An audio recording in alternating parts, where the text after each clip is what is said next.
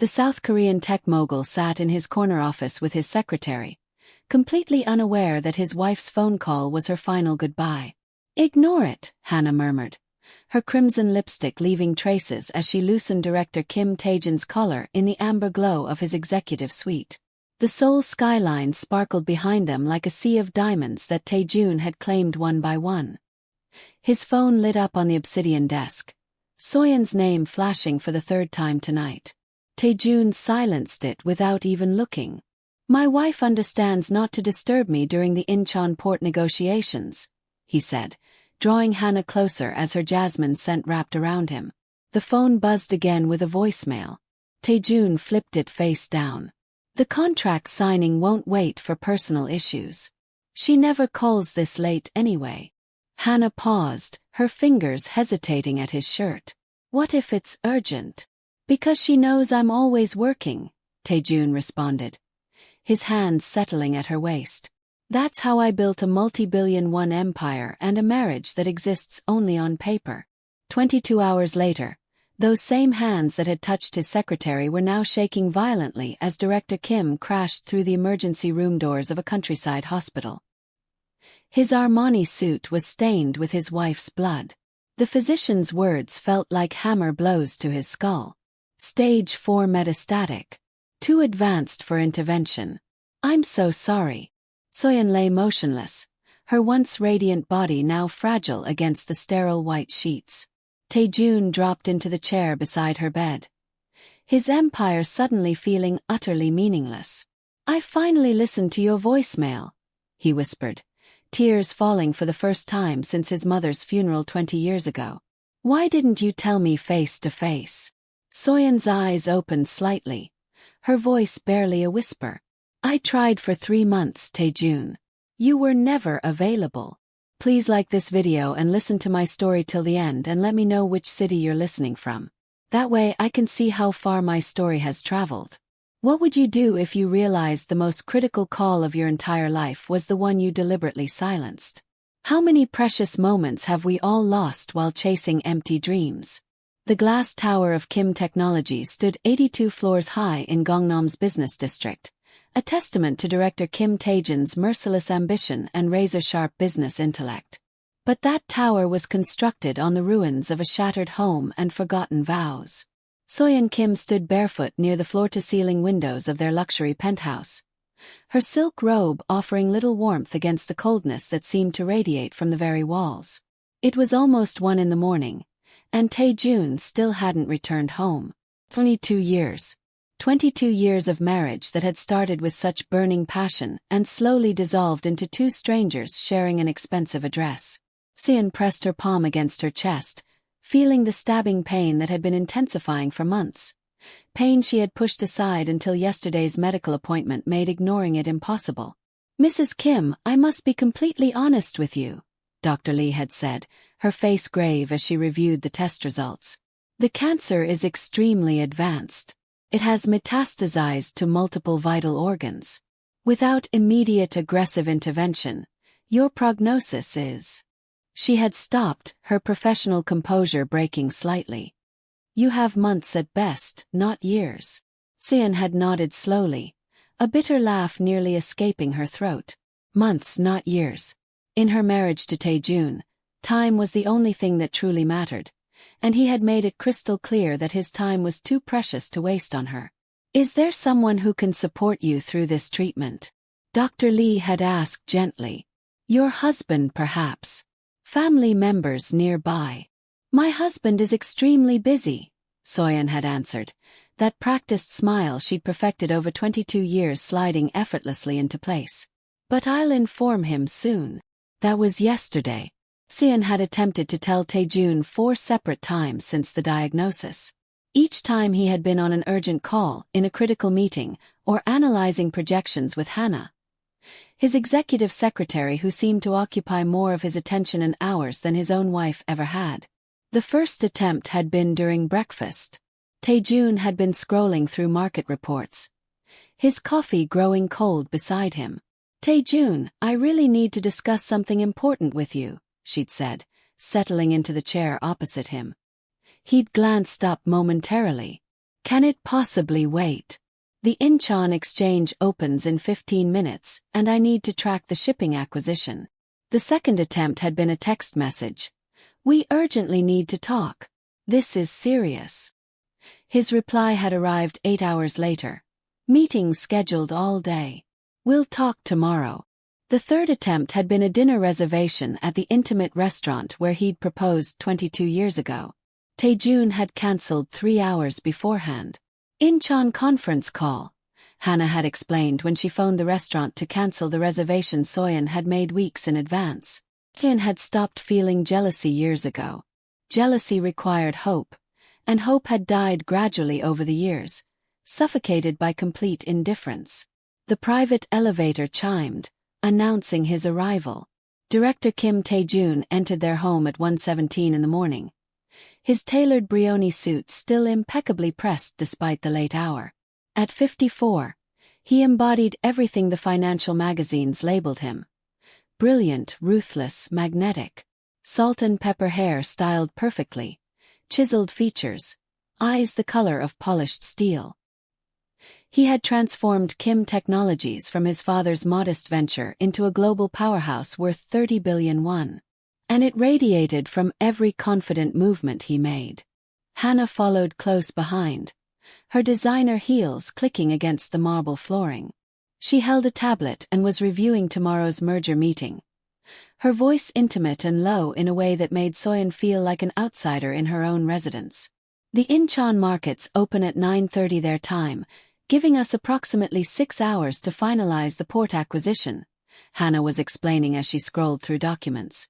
The board expects minimum 22% projected returns first quarter. Make it 28%, Taejun replied, loosening his silk tie but leaving it on. I want them to understand we're not approaching this negotiation with conservative projections. Neither acknowledged Soyeon standing near the panoramic windows, her arms wrapped protectively around herself. Her presence merely background noise in the penthouse they all inhabited. Taejun, Soyeon said quietly. Can we please talk? He looked at her as if registering her existence for the first time. The Incheon presentation requires completion tonight. It's already afternoon in their time zone. This is truly important, Soyeon tried again, her voice barely rising above a whisper.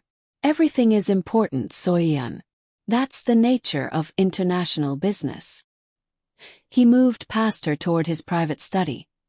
Hannah following with her ever-present tablet and her perfectly professional smile that never quite touched her eyes. It's about my health, Soyeon said, the words tumbling out before she could stop them. Taejun paused mid-stride, turning slowly. Your health. What about it? Kim felt heat flooding her face. Not like this. She hadn't wanted to reveal it like this. With his secretary present, with him already halfway toward another meeting, another deal, another world where Soyeon couldn't follow. I have cancer, she stated, her hand moving instinctively to her chest where the pain resided. It's advanced. Stage 4 metastatic. For a brief moment, something flickered across Taejun's face. Surprise, confusion, perhaps even genuine concern. But it vanished so quickly that Soyeon questioned whether she'd imagined it. How long have you known? He asked, his tone strangely detached. I received the diagnosis yesterday. Yesterday. And you're only informing me now. Soyeon felt a spark of anger ignite in her chest. I've been attempting to tell you since yesterday morning, Taejun. You've never had time available. Taejun checked his luxury watch. We'll discuss this tomorrow morning. The Incheon team is waiting on my analysis. The physician says it's terminal. Soyeon pressed forward. I need aggressive treatment. I need emotional support. Taejun nodded curtly. I'll have my secretary schedule appointments with the top specialists in the country. We'll arrange whatever medical care you require. Now, if you'll excuse me, I have a critical presentation to complete. And just like that, he disappeared into his study with Hannah, the door closing behind them with a soft but definitive click. Kim stood there, invisible once more. She had become an elegant ornament in this museum of wealth and achievement, something to be maintained and polished, but never truly seen or valued. Have you ever felt like you were slowly disappearing while the person who promised to cherish you forever looked right through you? Have you ever realized that the life you built together exists only in your fading memories while they've already moved on emotionally without ever physically leaving? The penthouse contained 19 rooms, yet Soyeon felt suffocated in every single one. What she would discover next would force her to make the most difficult decision of her life. A decision that would change everything forever. Soyeon walked slowly toward their master bedroom suite, the one they no longer shared as husband and wife. Taejun slept in his study most nights, or claimed to. Soyeon had stopped questioning where he truly spent his evenings after catching him and Hannah in an intimate moment 7 months ago. Heads close together, his hand resting possessively on the small of her back. "She's merely my secretary," Taejun had explained dismissively. "Don't be so dramatic." In the bathroom, she stared at her reflection. 47 years old, ebony hair cascading in waves past her shoulders, eyes that once sparkled with music and aspirations. She barely recognized the woman staring back at her anymore. The concert cellist who had once captivated audiences throughout Asia before surrendering everything for love. For him. She remembered their first encounter at a charity benefit where she had been the featured performer. Taejun had approached her afterward, his eyes burning with something she'd mistaken for appreciation of her artistry. "You perform like you're communicating directly to each person's deepest soul," he'd said, offering her a glass of champagne. "It's an extraordinary gift to make something so technically complex feel so intimately personal."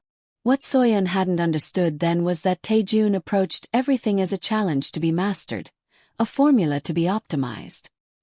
He'd been analyzing her performance technique, not experiencing it emotionally. That crucial distinction had taken many years to comprehend. Her phone rested on the marble counter, and she lifted it with trembling hands. She had rehearsed these words countless times in her mind. Now she needed to speak them aloud, even if he wouldn't listen in person. Soyeon pressed record and began speaking, tears streaming down her face. "Taejun, it's me. I know you're occupied with work. You're always occupied. But I need to tell you something critical. I've been carrying this diagnosis completely alone since yesterday morning. I have terminal cancer. The physician says without aggressive intervention, I have months remaining, not years. But even with treatment, the prognosis isn't promising." Her voice cracked, but she pushed forward. "I can't remember the last time you looked at me like I truly mattered, like I was more than just another obligation on your endless list. I believed when we married that our love would grow stronger with time. We were so happy once, weren't we? 22 years ago, I believed what we shared was powerful enough to weather any challenge. But 22 years later, I'm still waiting for the man I fell in love with to return. And I can't wait anymore, Taejun. Not with the limited time I have remaining." Soyeon inhaled deeply, memories flooding through her consciousness. Taejun teaching her to drive his sports car during their first summer together. Taejun surprising her with midnight strolls along the Han River. Taejun holding her tightly through her father's funeral. Where had that compassionate man disappeared to? "So I'm leaving for my grandmother's village in Chungcheong province. By the time you hear this message, if you ever do, I'll already be gone. I want to spend whatever time I have left where the mountain air is pure and where I can see the constellations at night. I'm taking my cello. I need to play again before it's too late. I need to remember who I was before I became merely an accessory to your success." She wiped her eyes roughly. "Don't search for me, Taejun. Not because I despise you, but because I need to rediscover myself. I need to remember what it feels like to matter to someone, to be truly seen. I loved you deeply. I truly did. I loved you enough to wait 22 years, hoping you'd eventually love me in return. But I don't have 22 more years remaining. I don't even have 2. She paused, her heart breaking. "Goodbye, Taejun." She pressed send before she could reconsider. The voicemail uploaded to Taejun's phone.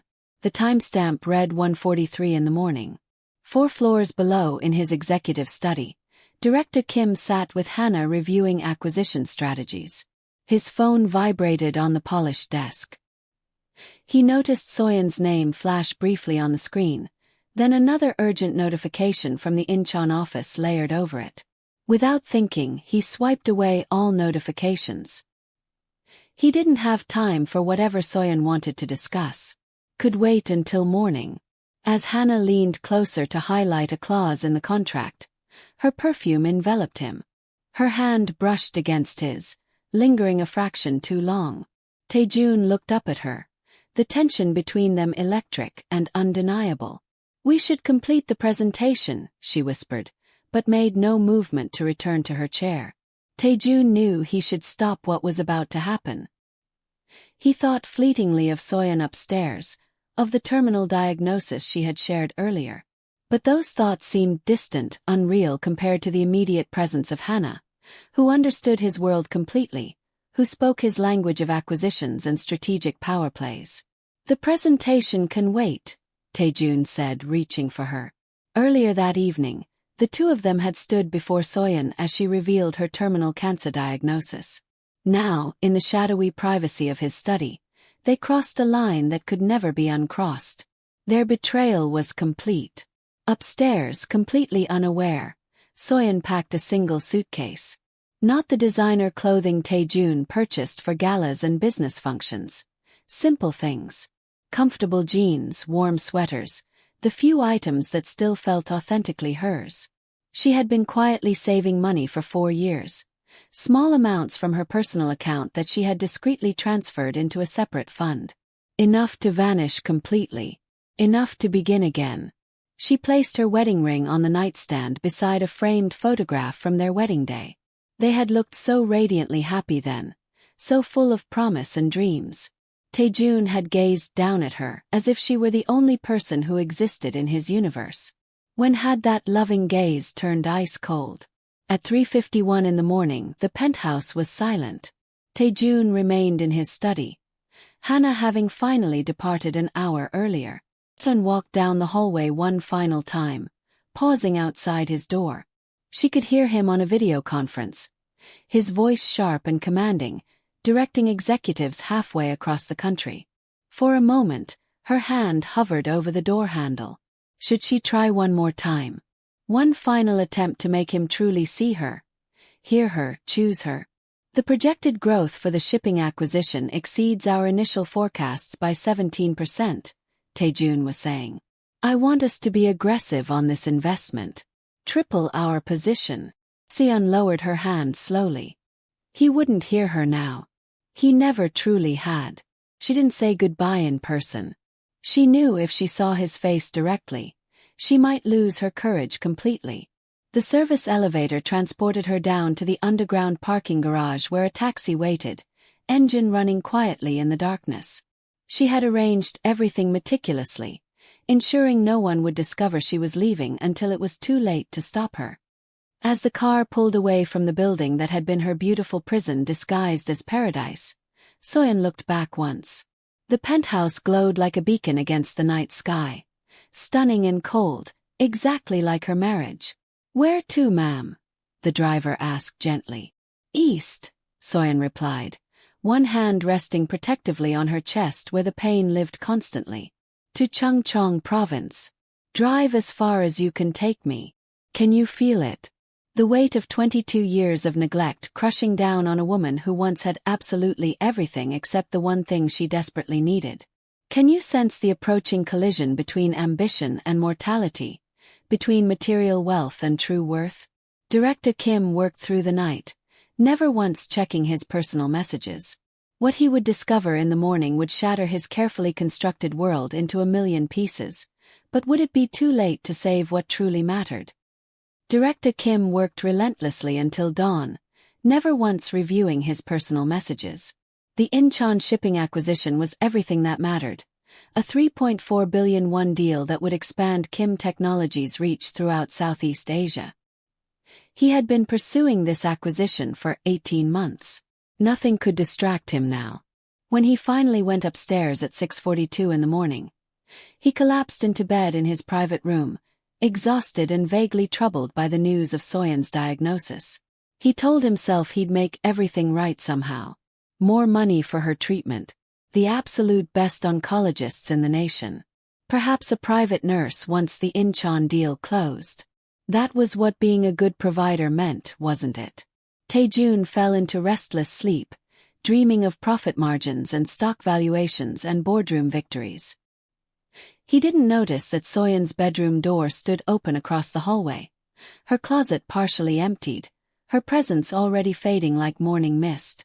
The voicemail sat unheard on his phone, a goodbye he hadn't bothered to receive. A confession of love and loss and terminal illness that he remained too blind to acknowledge. By the time the morning sun broke over Seoul's skyline, Soyeon was already driving east toward the mountains of Chungcheong province in a rental car, carrying her beloved cello and the shattered fragments of her heart, leaving behind a man who had accumulated everything except what truly mattered. Taejun woke at noon, completely disoriented. He never slept past 7 o'clock. His head throbbed from insufficient sleep and excessive whiskey consumed during the late-night strategy session. He showered and dressed with his usual meticulous precision, then went downstairs expecting to find coffee already prepared, the subtle signs of Soyeon's quiet presence that he had taken completely for granted for 22 years. The kitchen was dark and empty. No coffee brewing. No breakfast arranged. No Soyeon moving silently through the space like a ghost he had learned to ignore completely. "Soyeon," he called out, his voice echoing through the cavernous penthouse. Silence. Taejun checked his watch. The board meeting for the Incheon acquisition was scheduled in 70 minutes. No time to wonder about her whereabouts. Probably at a medical appointment. He'd have his secretary verify later. He moved toward the kitchen to prepare his own coffee, an unfamiliar task that left him irritated and impatient. As the machine sputtered to life, he noticed something missing, the small jade figurine of a cellist that had always occupied the counter. A gift he'd given Soyeon on their first anniversary when he'd still remembered such dates. A spike of unease pierced through his chest. Taejun took the stairs 2 at a time, heading directly for Soyeon's bedroom. The door stood wide open, and immediately he knew something was terribly wrong. The room was too neat, too still, as if it had been carefully prepared for a prolonged absence. He checked her walk-in closet. Some of her clothing was missing from the hangers. Not the designer gowns and tailored business suits he'd purchased for her. Those remained untouched, hanging like expensive ghosts. But the simple items she wore when she thought no one was watching, comfortable jeans, soft sweaters, practical shoes, those were gone. Her favorite books had disappeared from the nightstand. Her cello, the handcrafted instrument he had commissioned for their 5th anniversary, was missing from its stand in the corner. On her dresser, glinting in the afternoon sunlight, lay her wedding ring. Beside it, the photograph from their wedding day, the glass now spiderwebbed with cracks, as though it had been gripped too tightly before being set down for the very last time. A cold sensation spread through his chest, something he didn't immediately recognize because he had spent so many years refusing to feel anything at all. Taejun called his head of security immediately. "Where is my wife?" "Sir, I assumed she was with you. The overnight security footage shows her departing at 4:07 this morning in a taxi. She had a suitcase and her cello case. We assumed you were aware. You allowed my wife to leave in the middle of the night with luggage and no one thought to inform me?" Taejun's voice rose with each word, fury and panic mixing together. "Director Kim, with all due respect, Mrs. Kim is not a prisoner. She's free to come and go as she wishes. And you've made it explicitly clear in the past that you didn't want to be disturbed with domestic matters." Taejun disconnected and stood frozen in the center of her empty room, truly seeing it for the first time. Soft blue walls she had chosen herself. Photographs of her family, her music instructors, her concert performances. None of him. There wasn't a single photograph of them together anywhere in this room. Not one. How had he never noticed that before? His phone buzzed with 37 messages from Hannah about the board meeting, the Incheon acquisition, decisions requiring his immediate attention. He stared at the screen and for the first time in his entire professional career, he didn't care about any of it. He scrolled past Hannah's urgent messages and saw it. A voicemail from Soyeon sent at 1:43 in the morning. 16 hours ago. His finger hovered over it. Something told him that once he pressed play, everything would change irreversibly. He pressed play. Soyeon's voice filled the silence of her abandoned room, soft and broken and achingly beautiful. Taejun sank onto her bed as she spoke, each word a blade finding its mark in the heart he thought had been buried too deep to reach. Taejun, it's me. I know you're occupied with work. You're always occupied. The world stopped. Time fractured and splintered. Taejun's breath caught painfully in his throat. I have terminal cancer.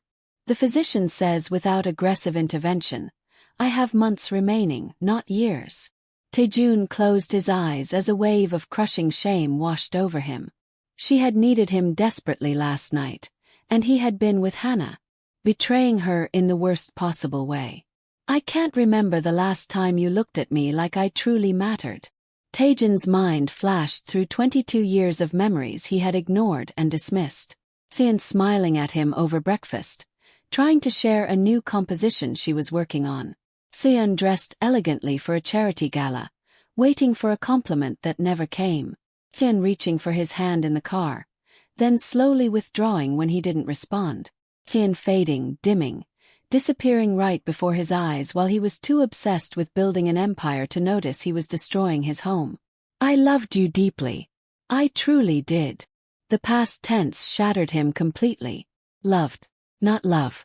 Loved, as in finished, as in over. As in he had killed something precious and irreplaceable through sheer neglect. When the message ended, Taejun sat in the crushing silence. And for the first time since he was a small child watching his mother weep over his father's affairs, he broke down completely. Deep, wrenching sobs tore through him like a violent storm breaking through solid stone. He had become his father, the man he had sworn never to emulate. Cold, distant, caring more about success and conquest than the people who loved him unconditionally. Soyeon had loved him for 22 years. She had loved him, and he had treated that precious love like it was worthless, like it meant nothing. His phone rang insistently. Hannah. He rejected the call. She called again, and again. Taejun answered on the fourth attempt, his voice raw. You're fired. What? Taejun, we have the board meeting in 18 minutes. The acquisition. I don't care about the acquisition. I don't care about the board. I don't care about any of it anymore. You're fired, Hannah. Effective immediately. After last night you can't just. Last night was the biggest mistake in a very long line of mistakes I've made. You were never anything more than someone who made it convenient for me to ignore my wife. That ends right now. He disconnected before she could respond and immediately called his chief operating officer.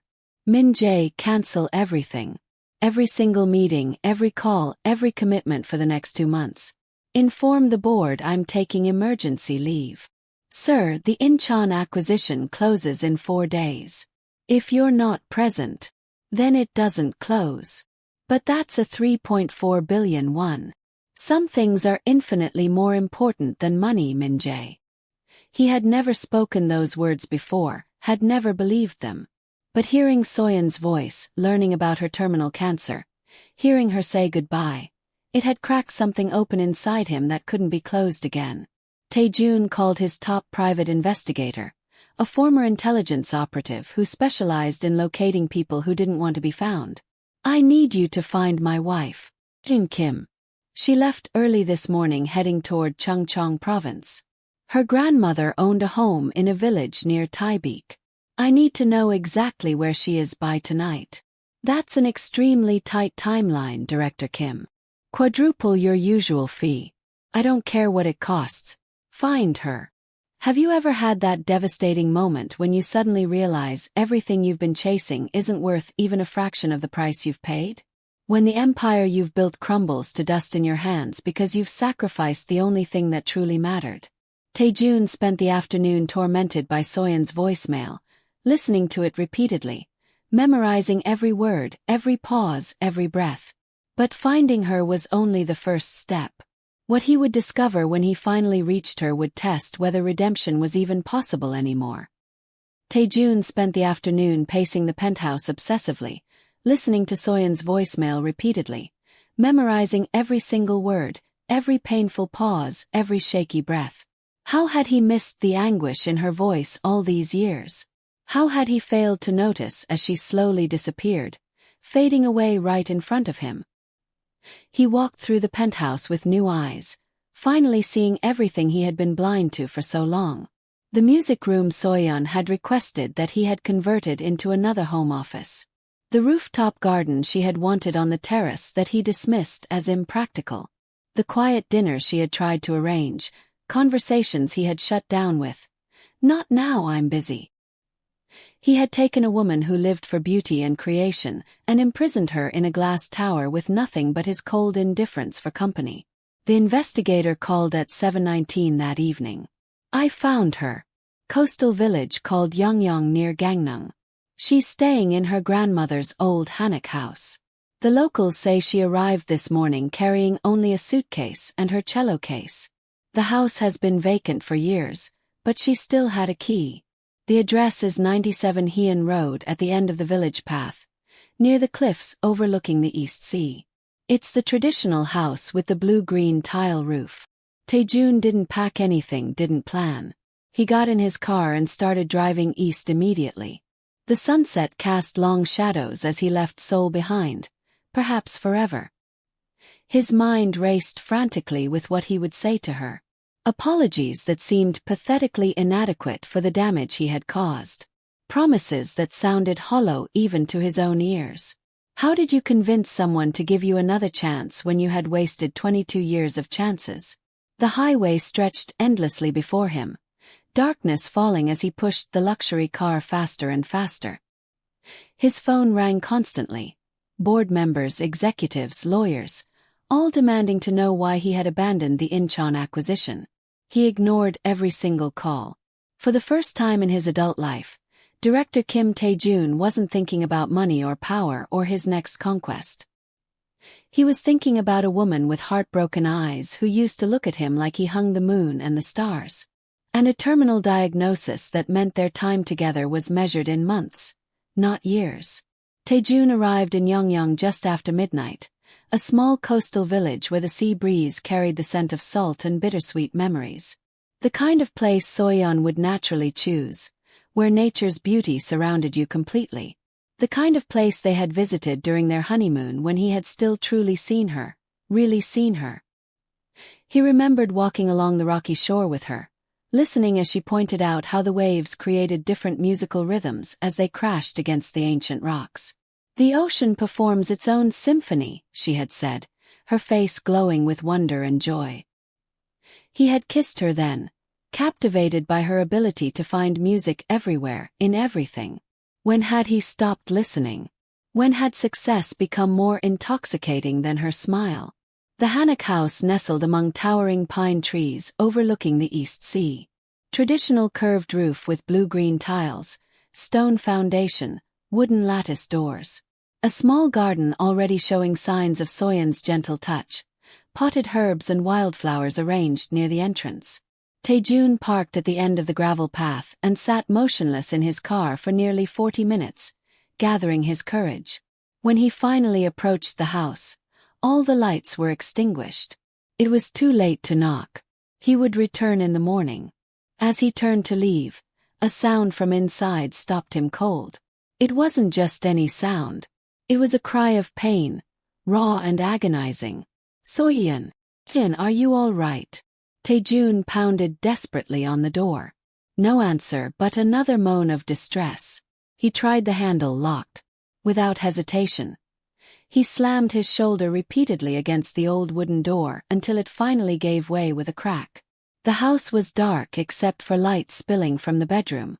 Taejun followed it and found Soyeon curled on the floor, her nightgown soaked with sweat, her face twisted in unbearable agony. Taejun. Her voice was weak with shock and confusion. How did you? Don't talk. I'm calling an ambulance right now. He knelt beside her, cradling her trembling body in his arms as he dialed emergency services. Her skin was burning with dangerous fever. Her breathing labored and shallow. 119, what's your emergency? My wife is critically ill. She has terminal cancer and she's in severe pain. Please send help immediately. Sir, what's your location? Taejun realized he didn't even know the complete address. Yongyang Village, 97 Heian Road. A traditional Hanok house near the cliffs. An ambulance is being dispatched now. Stay on the line. Is your wife conscious? Yes, but she's very weak and in terrible pain. He turned to Soyeon, brushing damp hair from her burning forehead. Soyeon, the ambulance is coming. Hold on. Please hold on for me. Her eyes, clouded with unbearable pain, fixed on his face. The cancer, she whispered. The pain is so much worse now. I thought I'd have more time before. We'll get you to the hospital. The absolute best doctors. I promise you. The words tumbled out desperately. Just stay with me. Please stay with me. 40 minutes later, they were racing toward Gangneung Medical Center. Sirens wailing through the night. Soyeon's hand clutched desperately in his, her skin still burning with fever. Why did you come? She asked, her voice barely audible over the scream of the sirens. I finally heard your message, Taejun said, his throat constricting painfully. I'm so sorry, Soyeon. I've been completely blind. So utterly blind. A faint, sad smile touched her cracked lips. It doesn't matter anymore, Taejun. It does matter. It's all that truly matters. Taejun leaned closer, his tears falling freely onto their clasped hands.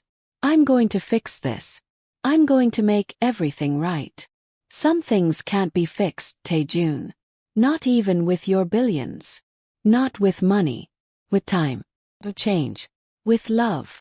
The word felt foreign on his tongue, a language he had forgotten how to speak fluently. Soyeon's eyes drifted closed, her grip on his hand weakening dangerously. Soyeon, don't stay awake. Look at me. Her eyelids fell. Continue. 8:33 a.m. Uttered slightly. I'm so tired, Taejun. So tired of trying. Then let me try. Let me be the one who tries this time. Please. The ambulance screeched to a halt at the emergency entrance. Doors flew open and suddenly Soyeon was being lifted away from him, surrounded by medical staff speaking in urgent, clipped tones. Advanced metastatic carcinoma. Severe pain crisis. Prepare oncology and palliative care consultation immediately. Taejun followed desperately, terrified of losing sight of her. A nurse blocked his path firmly. Sir, you need to wait here. They're taking her for immediate assessment and pain management. That's my wife. I need to be with her. The nurse's expression was sympathetic but unyielding. There's a waiting room through those doors. Someone will update you as soon as possible. Soyeon disappeared behind swinging doors and Taejun stood frozen, his hands trembling uncontrollably.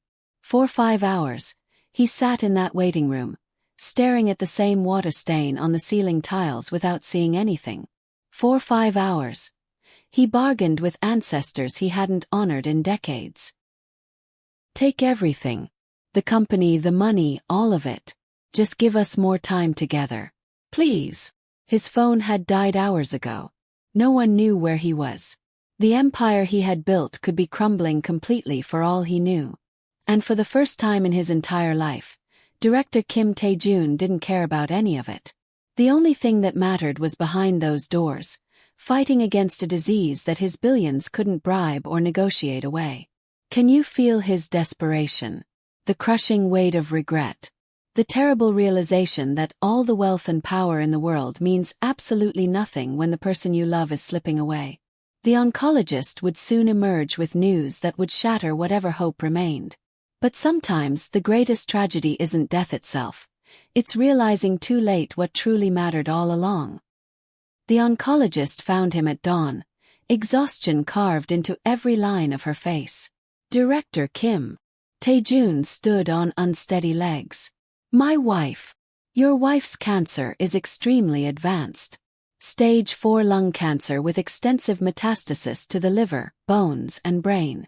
We've managed to control her pain temporarily. But I need to be completely honest with you, this is terminal. Without any treatment, she has weeks remaining, not months. With aggressive palliative intervention, perhaps a few months. But there is no cure at this stage. Taejun collapsed back into the chair, the full devastating reality crashing down on him like a tidal wave. I didn't know, he whispered hoarsely. She tried to tell me, but I refused to listen. The doctor's expression softened slightly with sympathy. Many patients hide their symptoms, Director Kim. Sometimes from themselves as well as others. Can I see her now? She's heavily sedated, but yes. She's been moved to a private room. I should warn you, we've started her on extremely strong pain medications. She may drift in and out of consciousness. Soyeon's hospital room was quiet except for the steady beeping of monitors, bathed in the soft golden light of dawn breaking. Taejun approached the bed slowly, almost reverently. Soyeon lay still, her face finally relaxed in drug-induced sleep, her body seeming smaller somehow, diminished by disease and medication. Her ebony hair spread across the pillow like spilled ink. Taejun sat carefully beside her bed and gently took her hand. Felt so small in his, so terribly fragile. I'm here, he whispered brokenly. I'm so sorry I'm late. I'm so sorry. But I'm here now and I'm not going anywhere ever again. For 4 days, Taejun never left that hospital. He slept uncomfortably in the chair beside Soyeon's bed, waking instantly whenever she stirred even slightly. He learned everything about cancer stages and treatment options, about palliative care and pain management protocols. He consulted with specialists across the entire country, across the world, desperate for a miracle he knew logically didn't exist. His phone remained powered off. Kim Technologies continued without him, managed by executives who sent increasingly frantic emails to an account he no longer checked. On the 5th day, Soyeon was strong enough to sit up slightly, the pain temporarily managed by the steady flow of medications through the 4 in her arm. You're still here, she said, genuine surprise in her weak voice. I'll always be here from now on. I promise you. Ken studied his face carefully. The dark circles under his bloodshot eyes, the stubble covering his usually clean-shaven cheeks, the rumpled clothes he'd been wearing for days. You look absolutely terrible, she said, a ghost of her old smile touching her lips. I've never felt better, Taejun replied, and he meant it with his entire soul. That evening, a nurse brought Soyeon's cello to her room at Taejun's specific request. The doctor mentioned it might provide good therapy, Taejun explained gently. When you're feeling stronger. Soyeon ran her fingers reverently over the polished wood, tears filling her eyes. I haven't really played in years, she admitted softly. Not seriously. I know. I'm so sorry I took that away from you. She looked up at him. You didn't take it, Taejun. I gave it up willingly. I chose to. Why would you do that? Because I thought being the perfect wife to Director Kim Taejun was more important than being Soyeon the cellist. I thought if I did everything perfectly, you might finally see me again the way you used to. Taejun's heart contracted painfully.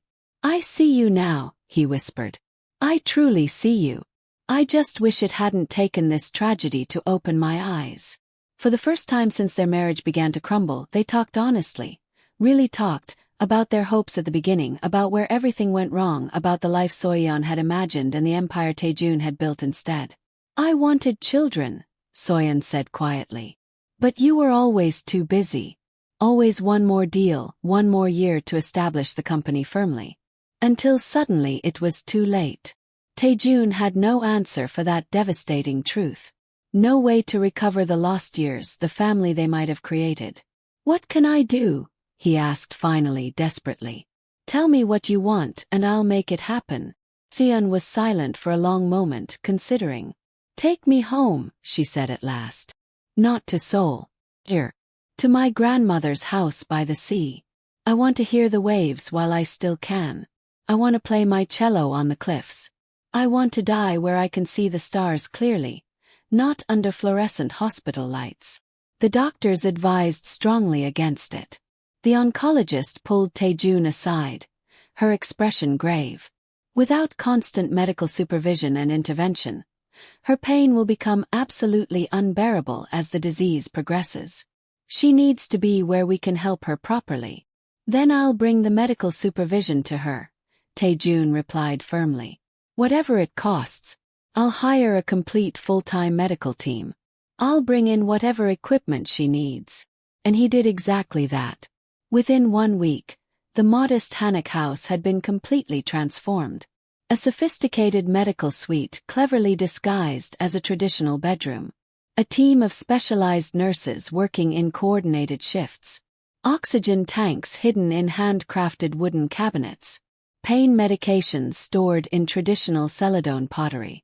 The absolute best palliative care specialists in Korea consulting via video conference each morning. But most importantly, the house was filled with music again. Beautiful, healing music.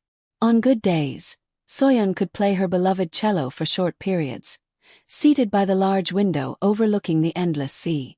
On bad days, when the pain was too overwhelming, Taejun would play recordings of her old concerts, the speakers filling the house with the music of her youth, her passion, her authentic self. Taejun's assistant called during the 3rd week, her voice desperate and pleading. Director Kim, the board is threatening to remove you as CEO. The Incheon acquisition collapsed completely. The stock has dropped 23%. They're calling for an emergency vote of no confidence. Let them, Taejun replied calmly. The company will survive without me or it won't.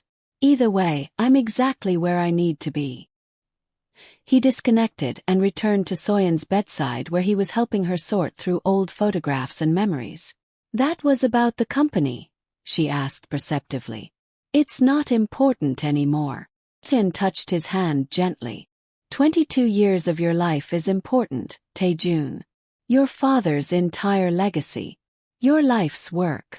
None of it matters compared to this time with you. Not even close. She studied his face intently, searching for the truth. I want to believe you. Then believe this. He showed her the legal documents he had signed that morning. Papers transferring complete control of Kim Technologies to a board of trustees, with a majority of future profits directed to a new charitable foundation. The Soyeon Kim Foundation for Music and Healing, he said softly. Why would you do that? Hyun whispered, tears streaming down her face. Because I finally understand what truly matters. Not the company or the money or the next acquisition. The time we have left together. That's all that matters now. As the weeks passed gradually, Taejun learned more about his wife than he had discovered in 22 years of marriage. He learned that she preferred the gentle sunrise to the dramatic sunset. That she could name every constellation visible in the winter sky. That she had composed music in secret all these years, beautiful melodies that she had never shared with him. He learned the names of her childhood friends, stories of her grandmother who had raised her lovingly in this very house, dreams she had abandoned to become his wife. He learned about the children they might have had, the daughter she would have named after her grandmother, the son she imagined would have his determination but her sensitivity. One evening as the autumn leaves began their colorful transformation, they sat together on the wooden veranda overlooking the sea. Soyeon wrapped carefully in blankets against the chill, Taejun beside her, their hands intertwined. I need to tell you something important, she said. Her voice noticeably weaker now as the disease progressed relentlessly despite all the treatments money could buy. Anything. I forgive you, Taejun. Taejun's eyes filled with tears. I don't deserve your forgiveness. That's not how forgiveness works, Soyeon replied with a small smile. It's not earned. It's given freely. And I give it to you completely. She squeezed his hand weakly. But I need you to promise me something. Anything, he repeated urgently. When I'm gone, don't go back to who you were before. Don't hide in work and ambition anymore. Find a way to live that honors what we discovered these past weeks together. Find a way to help others see what you've seen before it's too late for them too. Taejun brought her hand tenderly to his lips. I promise you. I swear it. Winter arrived early on the coast that year. The doctors had given Soyeon weeks, but she had fought courageously for months, clinging to life with the same quiet determination with which she had once played the most difficult cello concertos. But even the strongest spirit cannot ultimately defeat terminal cancer. As the first snow fell gently over Yongyang, Soyeon's strength began fading rapidly. The pain medications no longer provided many lucid hours. The cello sat silent and untouched, her fingers too weak to press the strings. On a clear December night with the stars unusually bright and beautiful over the East Sea, Soyeon woke from a morphine-induced sleep and found Taejun beside her as always. Play for me, she whispered.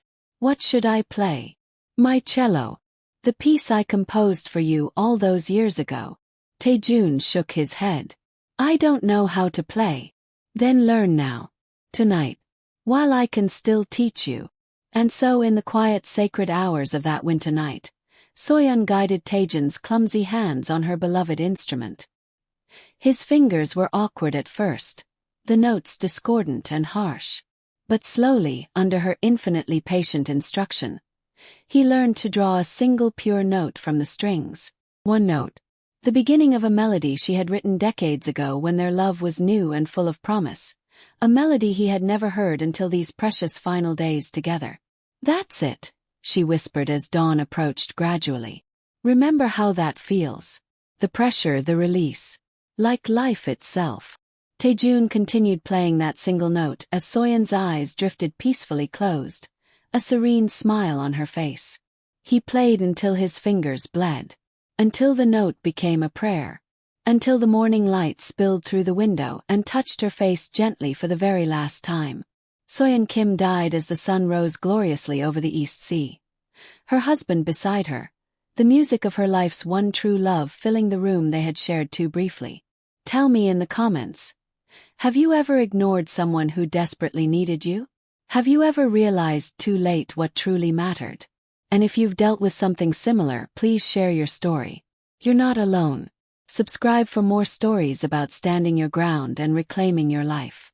3 years later, the Soyeon Kim Center for Music Therapy opened its doors in Seoul, a stunning modernist building of glass and natural wood with breathtaking views of the mountains and the city she had once called home. Inside, children with terminal illnesses found comfort and healing in music. Parents learned to connect with their sick children through rhythm and melody. Workaholic executives attended mandatory workshops on balance and presence, sponsored by Korea's largest corporations. And in a small intimate studio on the top floor, former Director Kim Taejun, the once ruthless CEO who had given away his fortune and his power, taught beginning cello to cancer patients. One note at a time. The same single note Soyeon had taught him on her final night. His hair had gone completely silver. His designer suits replaced by simple, comfortable clothing. His imperious manner transformed into quiet patience and genuine compassion. The ruthless businessman had died alongside his beloved wife, replaced by a man who measured wealth in moments, not millions. Each evening after the center closed, Taejun would carry his wife's cello to the rooftop garden. There, overlooking the city where he had once built an empire of glass and steel and indifference, he would play that single note she had taught him, over and over, each time a little more confident, a little more pure. One note. Reminder. Promise kept. Some say that on clear nights, when the stars are bright over Seoul, that single note can be heard drifting above the city noise, a haunting melody carried on the wind. A lesson learned too late for one man. But perhaps just in time for someone else who might be listening. How many calls are you ignoring right now? How many precious moments are slipping past while you build an empire no one will remember?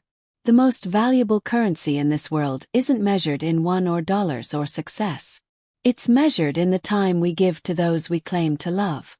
Director Kim Taejun learned this devastating lesson almost too late. How many of us are making the exact same mistake right now?